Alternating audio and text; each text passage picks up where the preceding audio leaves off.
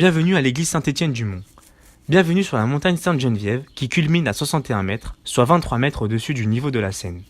C'est à partir du sommet de cette colline que les Romains auraient commencé à construire la ville antique et que Lutèce se développera. C'est ici que Clovis fit édifier un monastère qui deviendra l'abbaye Sainte-Geneviève. Sainte-Geneviève est la sainte patronne de Paris.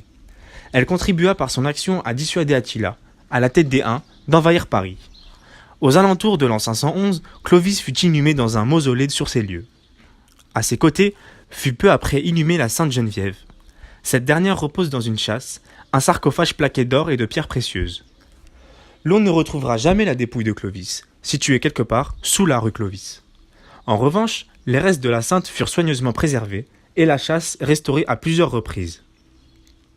La chapelle du monastère attire de plus en plus de fidèles. En 1222, le pape autorise la construction de l'église Saint-Étienne, du nom de la cathédrale qui précéda Notre-Dame. Mais ce nouvel édifice devient lui-même trop exigu. En 1492, la construction d'une nouvelle église est décidée et les travaux commencent rapidement. Mais la construction de la façade ne débutera qu'en 1610. Cette longue phase de construction explique l'aspect composite du bâtiment actuel. Pendant plusieurs siècles, l'église Saint-Étienne-du-Mont a jouxté l'église abbatiale Sainte-Geneviève.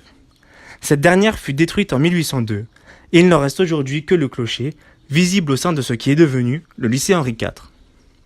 Une procession annuelle autour des reliques de la Sainte Geneviève était organisée chaque année en l'honneur de la sainte.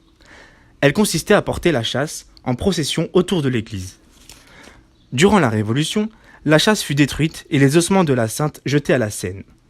Les restes exposés aujourd'hui proviennent des sanctuaires où les reliques de la sainte avaient été envoyées avant la Révolution.